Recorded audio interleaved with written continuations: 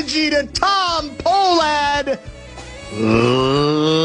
leader fan radio network, and KFAN.com. 3 minutes and 3 seconds past the hour of 3 o'clock Central Daylight Time. We welcome you back.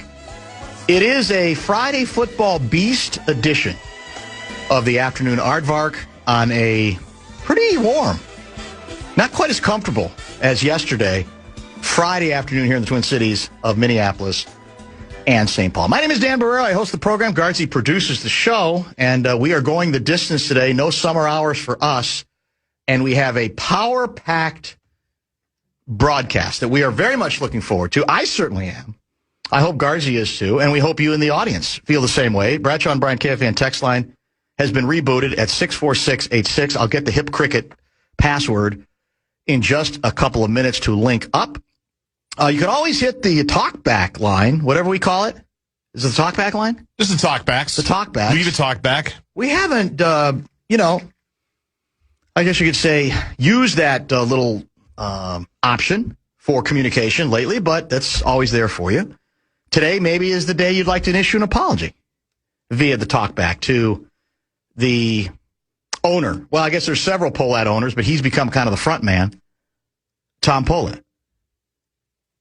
It was only yesterday that we were noting that it sounded or seemed as if Tom might have taken offense to an unintended snark shot from Paul Allen of the Project about giving out should have given out a $100 bill instead of a couple of 20s. Mm-hmm. And what was the Minnesota Twins' response less than or about 24 hours and change later? A trade. You wanted a relief pitcher. You wanted a little help for a feeble bullpen. We have a relief pitcher coming to the rescue. His name is Tommy Nance. He is a right-hander. I believe he's another tall guy. Do you double-check the height on Tommy Nance? Toronto Blue Jay most recently before we acquired him. 6'6". Yeah, I thought he was. That's still not as tall as Ober. Isn't Ober 6'8"? I think so. Yeah. Yeah. Do we have the tallest pitching staff in ball? We with might. Those two guys alone? We might. That's a tall drink of water right there. 6'6" or 6'8". And do you happen to know, because I looked it up, for all you Pohlad naysayers, do you happen to know how much Tommy Nance is being paid for the current 2026 season? I'm not aware. How much? $820,000. Whoa. Yeah. Approaching $1 million. And you doubted this team's aggressiveness, its willingness to spend, its willingness to go out and take the extra mile to improve a team that has surprised everybody with its tenacity, certainly its hitting acumen, and its ability to somehow, some way, hang in the always daunting, challenging American League Central. Apology? You going to issue it or not? I mean, I think Nance. I think we have to, because they're not even waiting for the trade deadline. You know, they're not even waiting. They're saying, why wait? Why wait until August 3rd to make a splash, to make a move, to fortify the bullpen that we decimated a year ago? Why would we make people wait 3 weeks until the trade deadline? Let's get ahead of it. You can help me on this. Maybe. Will you Google the name Ryan Sprock? Ryan Sprock. Yeah. Because he's the minor league catcher we are delivering in exchange to the Jays.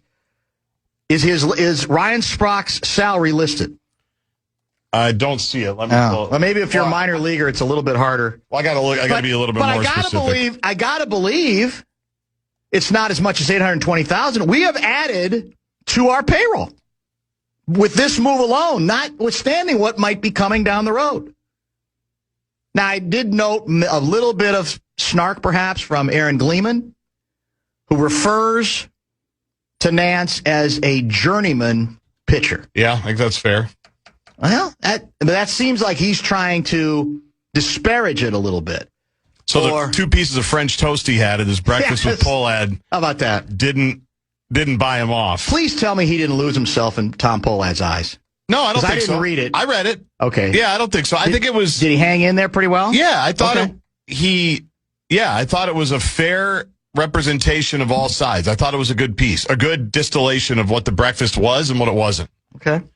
Sprock, by the way, he was an 8th round pick. He signed for $225,300 signing bonus. That's a bonus. So yeah, we don't know. Where is he playing right now?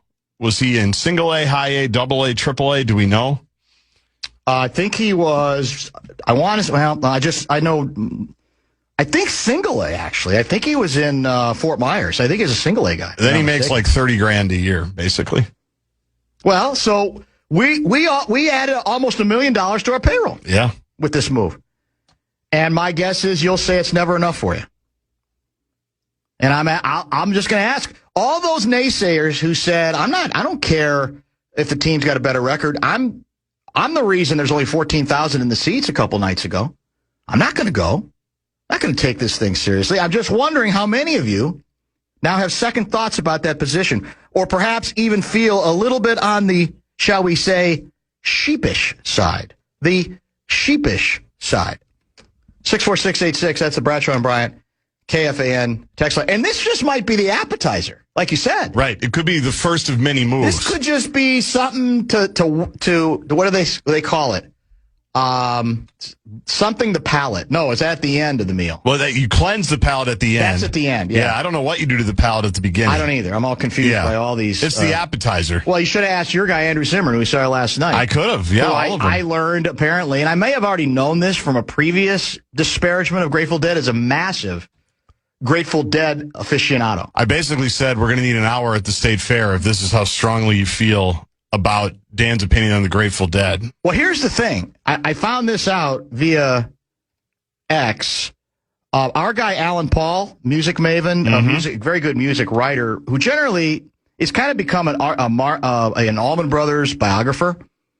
But he writes about all kinds of music. And he is apparently, maybe I knew this too and forgot it, he is apparently a huge fan of both groups. That tracks. So my guess is he's going to try to talk me off the ledge on Grateful Dead, even though I think deep down he probably agrees with me, but he might not be able to, given his position, because he's in the music business in a sense. Right. And I don't think he wants to offend anybody. That'd be part of my guess, but we'll see. 64686, Bradshaw and Bryant, KFAN text line. The hip cricket thing is just not working for me today. I'm going to try this second code. Why don't you remind the listeners of our guest lineup today while I do that? Ben Goessling, the Friday regular, is going to join at the bottom of this hour. It's an hour earlier for Goessling. He is on at 3:30. We'll talk a little bit about the Vikings. We'll also maybe get his reaction to the KOC Dan Patrick standoff yesterday in Lake Tahoe at the Celebrity Pro-Am Golf Tournament. So Goessling, bottom of the hour. And then, as you tweeted out about 15 minutes ago, Lavelle E. Neal III in his customary Friday 5:30 time on the Fan for the fourth time today. It's a Wobble Friday, apparently, on the Fan, and Lavelle will join at 5:30. Somebody's claiming the Twins only pay about 1/3 of the annual salary. Was that part of the deal, or? Well, if you just do the math. Well, there's still more than half the season to go. Why would it be a third? Or I don't know. You get a bunch of your money up front? Don't know. Don't know how it idea. works. Yeah. But, yeah, they're only responsible at the most for half. I'm trying to save the Parisi Pontiac deal, and no one wants to help me. Great conversation with Parisi last night. Yeah. With Mr. and Mrs. Parisi. Really? Yeah, great conversation. He kind of now feels a little bit sheepish about how it went down with us, didn't he? Actually, that didn't come up. I think that's why it was a great conversation. That's probably better. I didn't lead with that. Does he still live here? Oh, yeah. Oh, okay. Yeah. I didn't even realize that. Absolutely. Wet the palate? Wet the palate. That's it. You do that with an early course or a late course? Early. Early course. And then you cleanse the palate for your next course. Oh, that's right. That's right. Yeah. You got to get something to clear it out a bit. I think so. So maybe last year at the trade deadline is when we cleansed the palate of any good relievers. Yeah. And now we can wet the palate again. Okay. Maybe. That makes some sense. We are monitoring, and we're going to do a couple of live listen-ins before it's done. La Roja, Belgium. Spain, after 649 minutes, finally conceded a goal in the World Cup. And that makes it 1-1. Are we in the second half? Yeah, early second half. Early second half of this game. Spain scored relatively early. Belgium ties it. And, that's the first goal that the Spaniards have allowed as they continue to play their remarkably disciplined game. I want to see Spain-France because I want to see if La Roja can take the starch out of what's supposed to be the greatest offense in the history of the World Cup, right? Yeah. Because I think they can do it. But we'll see. First, they got to beat Belgium, maybe a little plucky. So if Belgium wins this, that coupled with the news that Pulisic is basically, he's going to have his leg amputated. How about that? Yeah. Do we have to apologize to the men's national team? The question is, do some of the commentators on the Fox broadcast, including, who's the, oh my God, I think the only woman on the panel, Carly Lloyd. Carly Lloyd. She savaged him. Yeah, and continues to. Really? Well, continues to not apologize for it. Okay. Yeah. Oh, that's fair. Mm-hmm. I mean, that's fair. You got to stand by it, but it's always the tricky part if there is injury involved. Sure. Right? How significant is the injury? Can you play through it? Does it explain why the player didn't seem to be as particularly dominant as people had predicted he might be? I don't know. There's a lot of open questions there. So we'll continue to pay attention, as I said, to a couple of live listen-ins. You laid out the guest lineup, too. 64686, Bradshaw and Bryant, KFAN text line. There is an A-section story that's gotten huge steam.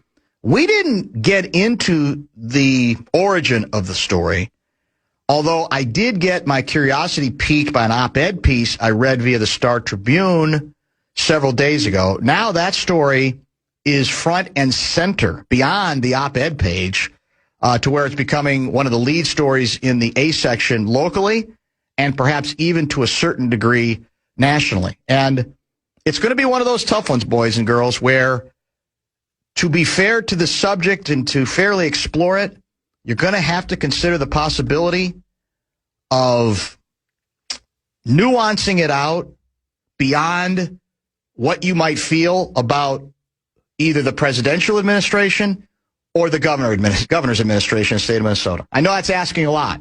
I know it's asking a lot to say I may have strong feelings in both camps, yay or nay, but I'm actually going to try to explore this story and come to a conclusion on the basis of the facts in it. That's a lot to ask. It may be impossible. It may be impossible for us, but we will attempt to explore it a little later. You're listening to Barreiro on The Fan.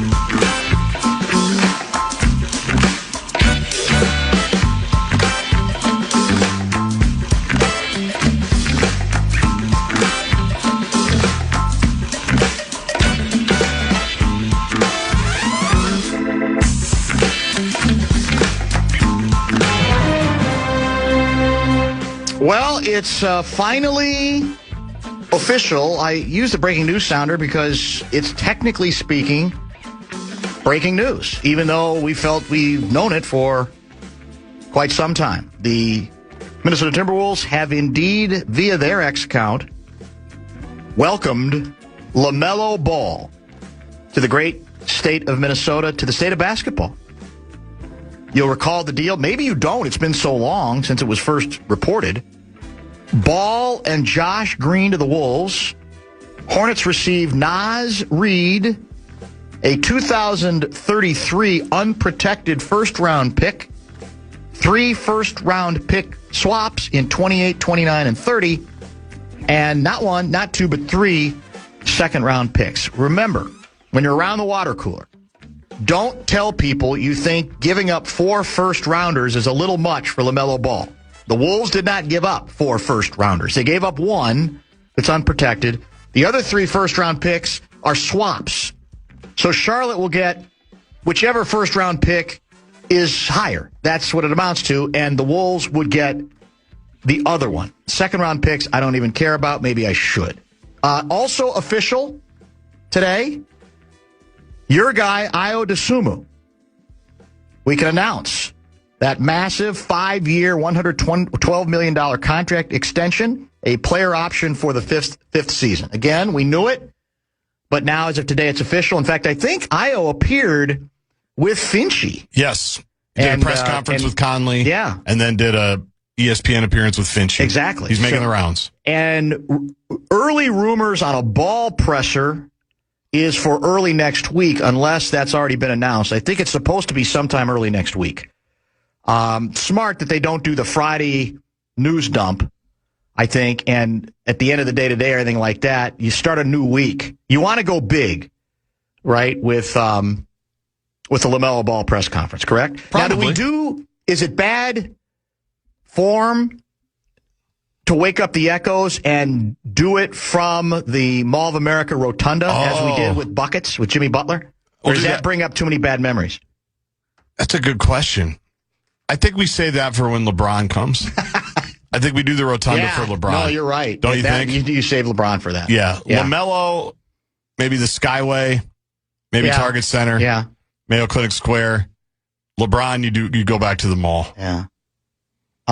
Is there anything left of our indoor malls downtown? No, they're all pretty much vacant. Not really, yeah. What was the big one that I used to shop at all the time? City Center or Gavaday Commons?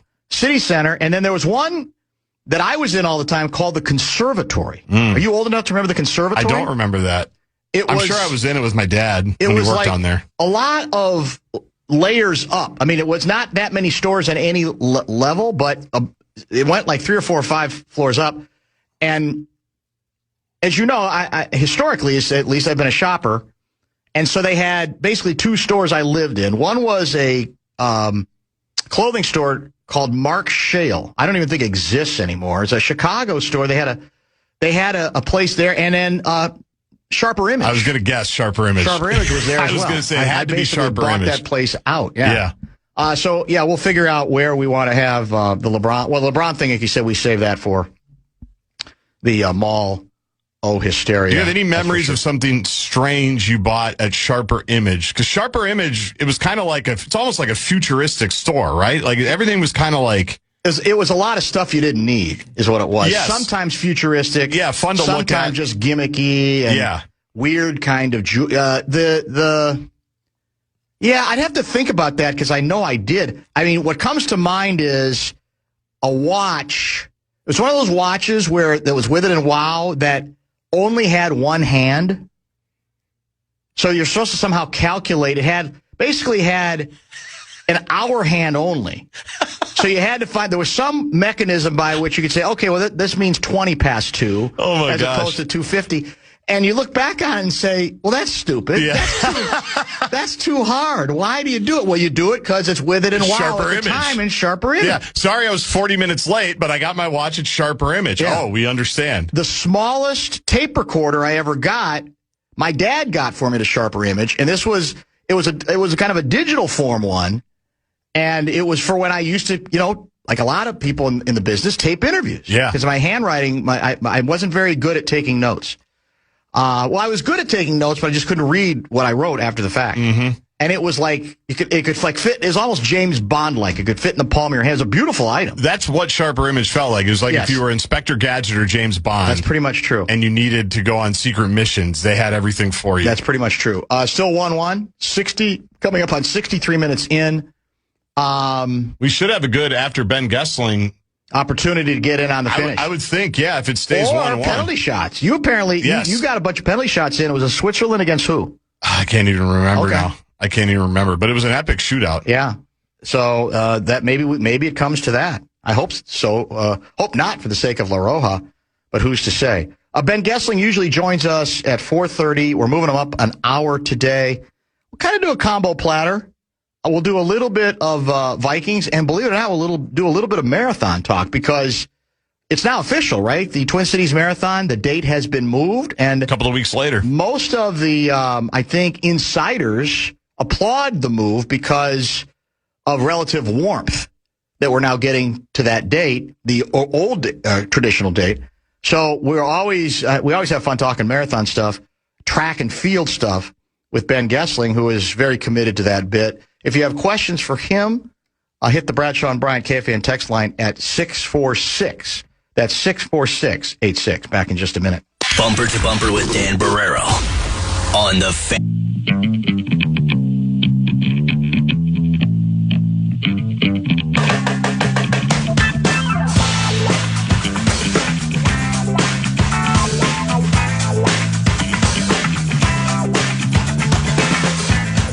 Goessling joins us now, covers the Vikings and the NFL for the Star Tribune, and joins us weekly now, almost year-round. I have an email question for you early. On a given day, what's the average number of emails you receive that read as follows? Let me find an example of what I'm talking about here, just in case. We can. I think this will be an easier way for us to communicate. It says something along the lines of your transaction information is here. It seems to be a bill of some sort. It seems to be, and it's got a bunch of numbers that makes it, and letters that almost makes it look like, your invoice, for example.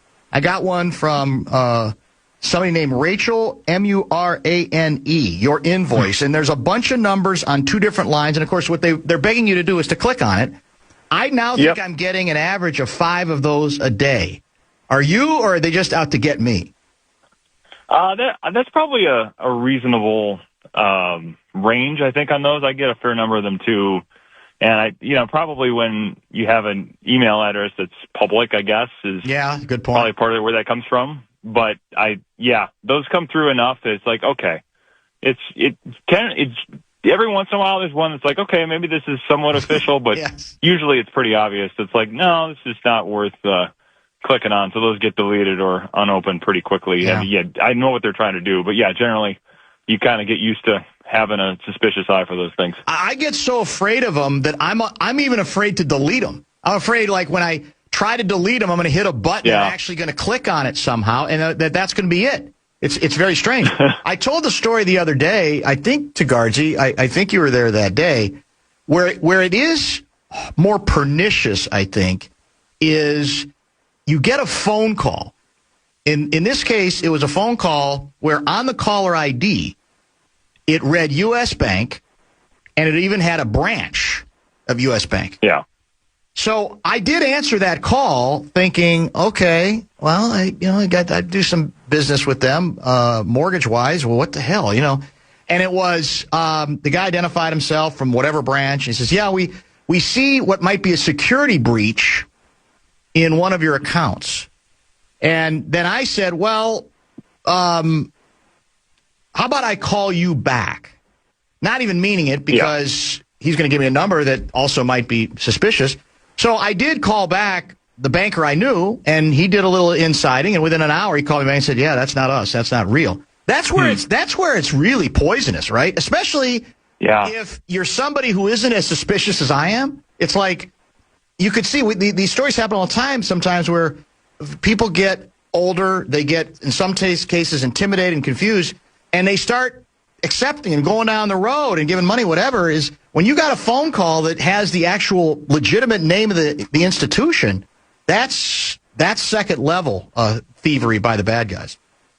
Yeah, because it doesn't take long for you to be like, okay, this sounds a little bit official, and they may catch you off guard a little bit. You're unawares, and you start to give information out. I think the instinct of saying, let me call you back is good. It's like, don't give information over the phone the first time through, but it's you get burned by assuming that people are acting in good faith, which is the really unfortunate thing about it. And you've seen NFL players get taken to the cleaners on some of these things where they're losing lots of money on scams like this. And again, it's because people know they have money, people know they might get caught off guard by something, and then before you know it, you have guys. I mean, there's been a few stories of this in the last few years where guys will lose large sums of money on some scam. And it's like, it's just, it's too bad that that's happening, and it's the way the world is now. But it's one of the things you have to be on guard for, probably more than we would think we'd have to. But it's the way of the world. Well, who's the guy? Guardsy will know this because he's a big Housewives guy. Like, he's watched all those shows, those reality shows. I have no idea. He's the moderator for a lot of the Housewives show when they come together after the fact and have these interventions. He's famous. I can't remember his name. Andy Cohen? That's it. Yeah. That's it. He told the story. This was, I think, within the last year or two, where he got destroyed. Somebody got into a bank account, and I don't know if he actually was a participant or not, but I think he lost like hundreds of thousands of dollars and never got it back. I mean, he just had to say, well, and again, he's probably doing okay, relatively speaking, but that's not the point. It's kind of devastating, regardless how much money you got. Yeah, just the principle of it is pretty despicable. Whether it's $100 or $100,000, you just don't want to see it happening. No, and when it's people who don't have the kind of margin for error that he might, that's where it really gets really poisonous. All right, let's talk marathon early.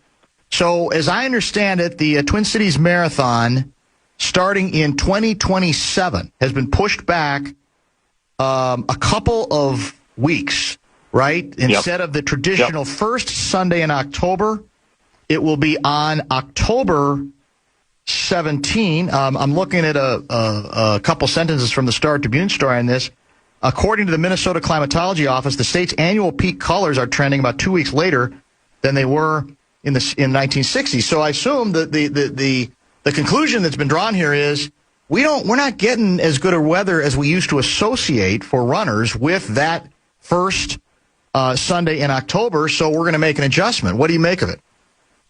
Yeah, that's totally what it is. I mean, you think back to, I'm trying to think what year it was. I think 2023 that it got canceled because of the heat. I mean, last year, I think I only did the Dublin game, so I was back home on Marathon Sunday when the Vikings were in London. So I ran the 10-mile that morning and then caught up with the Vikings game after that. But even that morning it wasn't as hot, but it was sticky. And I can remember running the full marathon back in 2006, I want to say. It was 85 degrees at the finish, and I think the next year was even worse. I think that was a year where a lot of people ended up dealing with heat stroke or heat exhaustion kinds of things. And yeah, I see why they're doing it. I mean, the climate has shifted where our summers are hotter and wetter, and that does mean the leaves probably hang on longer because there's more chlorophyll to keep them on. So it's the colors, but yeah, the heat is, I think, the bigger factor. I've run, whether it's that one or the year I went to the Boston Marathon, it was 75 degrees, and that race starts at 10 a.m., meaning you're getting through the hardest part of it in the heat of the day. And, 75 degrees, people might be like, what's the big deal? But when you're running out there for that long and the level of exertion, heat, even the smallest bit of heat difference changes everything. I mean, I won't get into I've been at a USA Track and Field coaching clinic all week, so I could get deep in the science here, but the potassium imbalance becomes a big issue in the heat, and it's a big problem for managing water retention. So the heat is, I think, the big reason for the change, and it makes sense to me why they're doing it. How many Twin Cities marathons have you run in? I have only run the full marathon twice. Okay. I've probably run the 10-mile several times. 7 or 8 times. Okay, so a lot. So the course itself, has it changed? I mean, how would you rank the course? And you can be honest. Don't feel like because it's here that you have to rave about it. It's the greatest course in history. Jacob Fry moved here, Dan, because of how good the course was. All right? Doesn't that tell you everything you need to know? Yep. I forgot about that. That's very, very true, Davey. So tell me about the course. If you like it, love it, where it ranks in on the Ben Goessling pecking order. Yeah, I mean, it's a good one. It's the funny thing is, when the last time I ran the full, I was living in the suburbs, and now I live in South Minneapolis, a mile and a half or two off the course. So the roads of the course I run all the time, and we live in one of the. And I end up running a lot of cities in the U.S. because I'm trying to get out for a run before a Vikings game or on a Saturday or something. So I see a fair amount of this stuff. We live in one of the, I would say, 5 best running cities in the United States because of all the trails and the parks and, a lot of it. And that course obviously features all those things. It's around B'dai-Makaska, Harriet, Nokomis, Lake of the Isles. So you get all 4 of those, and it's all of the beautiful people houses and the colors are out. And then you get the Minnehaha Parkway stuff and running up West River Road. That's a section of it that, when I was not living in Minneapolis, I was like, okay, I don't know this part, but now I run that all the time, and I love that stretch along the river. So it's a fantastic course. It's not one that I would say is like burn it fast. It's got some rolling hills in it. It's got some challenges, especially late with Summit Avenue and the hill by St. Thomas, but the finish is awesome. The crowds are pretty robust and pretty loud the whole time. So a lot of people like it, and I think if you can get the weather back to a point where it's favorable, that's going to help. Have you ever marathoned in snow? I have not. I have run the 10-mile probably in flurries before, but not like full snow. I've trained for a marathon in the snow. Let's put it that way. With the Boston Marathon training block makes you do some of that. Although that was one of those years we lucked out. Well, are there any places? Snow, but yeah, I've done some of it. I've run in the snow plenty. Are there any, world-class marathons in which there can be that kind of weather, like cold weather or snow flurries or whatever, but they just say that's just part of our bit. That's just part of what makes us unique. Yeah, I mean, Boston can be that way. Especially if it falls, because it's always on Patriots Day. It's the Monday that kind of falls right around, it can be April 15th to April 20th or so. And some of those years, you'll get spitting, kind of sleety stuff. And I would say that one you can get it. I mean, London is in April, so you might get a little bit of different stuff in London. And I suppose, Philly is in November. Indianapolis, I think, is in late November, maybe even early December. So there are some where it's possible. I mean, I don't think I've seen a ton of them where it's super heavy snow, but heck, I feel like it's my duty as one of us to say that, hey, the closer we get to the Halloween date for that marathon, the more possible it is that we get a blizzard, because 1991 we got one, as Darcy well knows. By the way, this is probably getting deeper into marathon analytics than most listeners are interested, but I can't help myself. Somebody texted, are they going to adjust the start time? Sunrise will be later, especially for the 10-miler. That's a good point. Yeah, I guess there would be. It might be a few minutes. I'll be interested to see what they do with that, because, at that point of the year, we're probably losing a minute or two of sunlight a day, and the 10-mile is it's like a 7:10 a.m. start, I want to say. So it is usually by that point, you're not in a ton of sunlight, especially when you're warming up for that thing. So, they might. I guess I wouldn't be shocked if they did that. I don't know if they've announced any of that yet, but that would not be impossible if they'd have to make a little bit of an adjustment for that. That would make some sense, I think. Have you ever, because I got to believe there's still a few marathons you say you'd like to get to before you wrap up your career. And I got to assume top of the list, for all the obvious reasons, is Indy. The Indianapolis Marathon, I'm told, is about as well run as any in the country.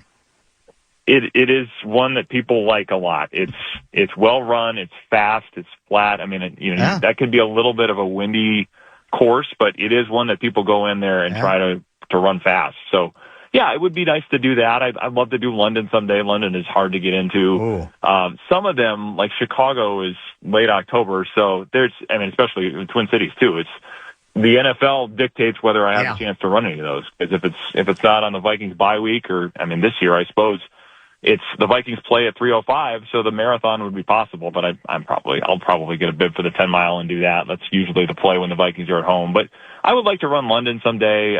Tokyo, I've had friends do. That's supposed to be fun. Berlin is flat and fast. Chicago is. The big marathons they would be on the list. Whistle Stop up in northern Wisconsin is one I'd like to get to at some point. So, a lot. There's still a lot of meat on the bone there for me. And the beauty of it is you can do it your whole life. So there's still plenty of time. I've heard that people in Indy, for the Indy Marathon, they run it 26.2 miles.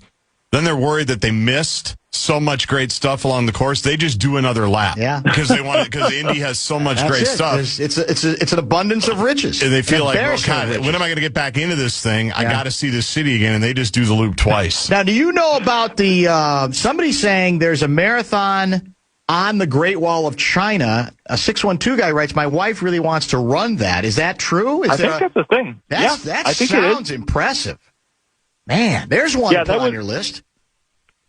That would be pretty interesting. Yeah. I don't know what the logistics are of pulling that off. Right. And that's the thing, is some of these things, it's just how much money are you spending on the travel? You could go do all of these things, but they don't let you in for free generally, unless you're an elite athlete, which I'm not. So I'm still, paying what Joe Q Public pays for these things, and they've gotten jacked up a little bit. So the funny thing is,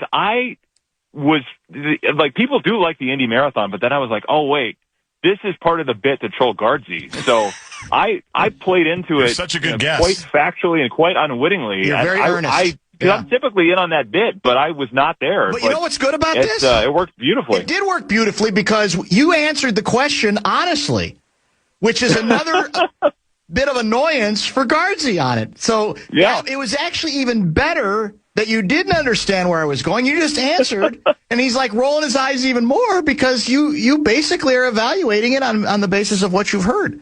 Yeah, I mean, and I've had friends go down there for that one because they do like it. I mean, it's one of the many things that makes Indianapolis a cosmopolitan destination. I mean, anybody who knows, for one of the many, many big events that Indianapolis pulls off so well with its compact, walkable downtown, it fits. It only makes sense that they would have a great marathon. One other text I wanted to get to here. Oh, this is from... there is a Great Wall Marathon, by the way. There is one. Yeah. Okay. Yeah, that sounds mythic. It's grueling because it's like uneven. And, it's tough. But then think of having that on the resume.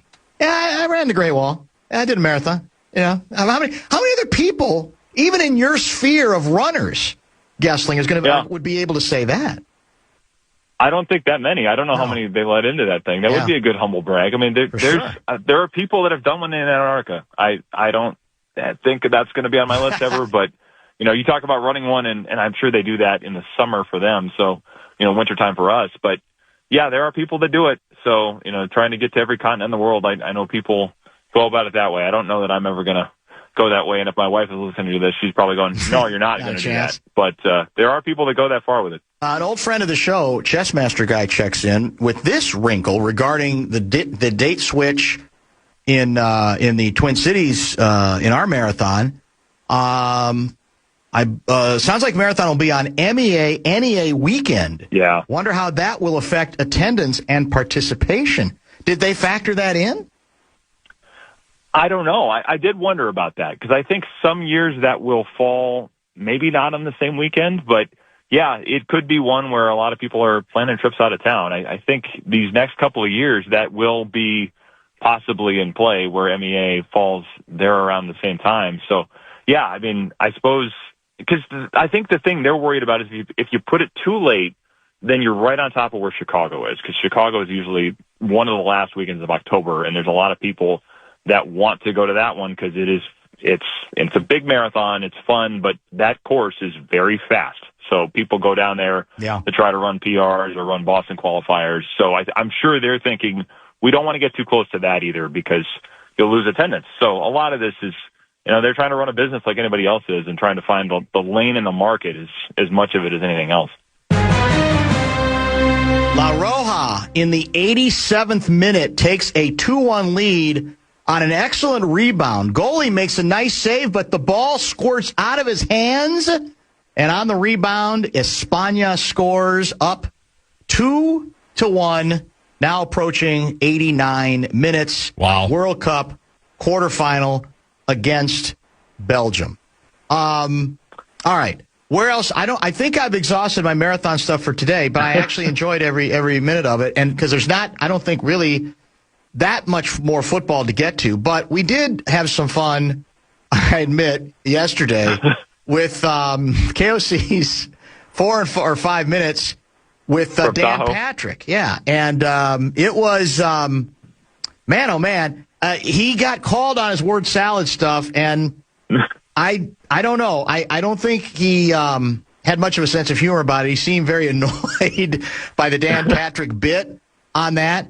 But if you get beyond that, was there anything in anything that he said that gave you any new insight, particularly as it pertains to the quarterback position as we get ever closer to a training camp opening? I mean, the big takeaway I had on that is when you said annoyed, he was annoyed by the quarterback competition discussion too, I think, because all of this discussion of the open competition, he's like, have you ever seen a closed competition? There was something like that. Yeah, and when he gets going a little bit on the, let me answer your question with a question. Yes. You find some of these things. I mean, and Mike Zimmer had them too. And all these coaches, when you cover them long enough, they have their little verbal approaches that say, "Oh, I've seen this enough that he's not terribly thrilled about this." So there was some of that with, I think, some of the things he said about the quarterback competition that kind of reacting to this idea that it's already handed to Kyler Murray or that people are saying it's open, but it's not really going to be open. And I think, that was interesting to hear. I think with what we saw from McCarthy, and then just even thinking about what Nolan Teasley comes into this, because he's going to have a vote in this that was not in that building when they signed Kyler Murray. So his opinions of Kyler Murray do not necessarily have to be in complete lockstep with everybody there. So that does add an extra flavor to this. It's not to say that he's not going to be the starter, but I think when you have a new GM in here, it only makes sense to assume that there is a little bit of a different algorithm here when a voice of that level of stature was not here before. I mean, that's going to change a little bit of the discussion. So, I think there's still a long way to go in this thing, and it will be a much more frequent topic of conversation when I'm on this show, I imagine, in a few weeks, because it'll be closely watched as we go into training camp in a couple of weeks here. Well, I'm trying to think, when would be the last time we had, even just at the start of training camp, this sort of condition or situation? Because, again, it could end fast. Maybe it's all semantics in terms of whether it's open or not. But even with the way it's set up now, when's the last time we've had something quite like this in Minnesota? Well, the one I would think of, and I don't even know that this is quite a parallel to it, I would go probably 2014 when Teddy Bridgewater was a rookie.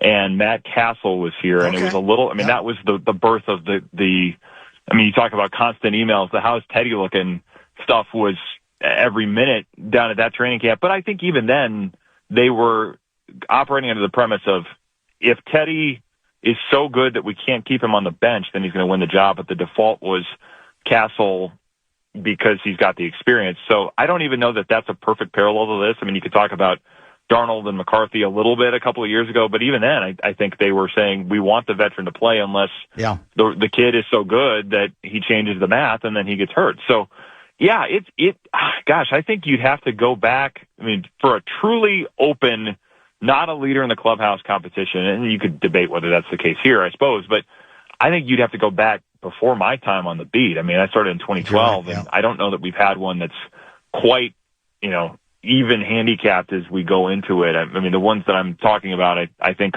they were competitions, but there was a little bit of a structure of how that was going to go before we got to a final decision. Yeah, I think that's we'll have to do some research on that, but it is at least going in kind of unique. Now, again, it might become academic pretty early. I think as most people, I'd say most, but a lot of people expect. But even the way it's set up now is a bit juicier. And from your perspective, I think it is as tired of the subject as probably all of us already are. Once we get to training camp, it's going to be hard to do too much on it. I would think that the challenge is going to be to not overreact to any single thing that takes place as being instructive of how this is going to go. Correct? That's the hard part, because you're in real time and you're trying to cover stuff and you're trying to stay fresh, and that makes it, I think, easy sometimes to overreact to a given practice or a given pass. Oh yeah, because the given passes become film clips. I mean, you have whether it's fans in the stands or the Vikings putting things out for their own content. Everybody says, "Oh, look at that!" If we see that all the time, it's like, well, yeah, the idea of you seeing that all the time and that one rep that you saw is indicative of everything you're going to see from the guy during the course of a season is probably not a good way to go. But yes, those things do get legs of their own, and you get people that are kind of playing into some of it you'll get people on social media that know they're trolling and kind of getting content going. And some of those things, if you realize they're kind of funny, but not everybody realizes that. You're right. So it's true.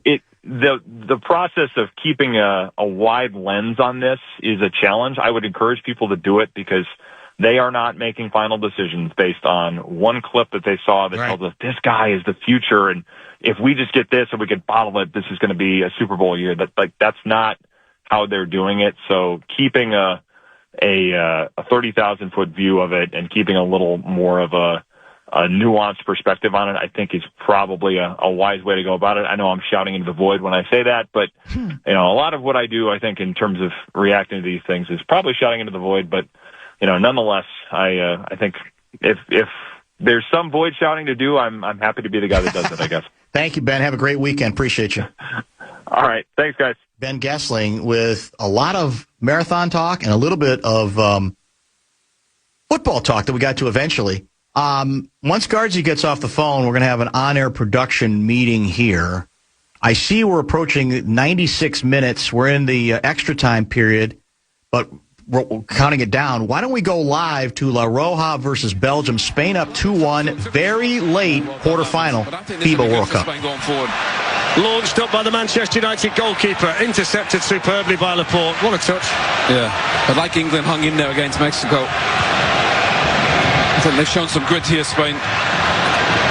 There's desperation for Belgium now. Marino. Porro. Seconds to go. Pedro Porro on the run. In behind Says down that side. Pulls it back. There's Ngoy. And that is it. And Spain are through to the semi-finals of the World Cup. And they will face off with Kylian Mbappe and France in the last four. Believe.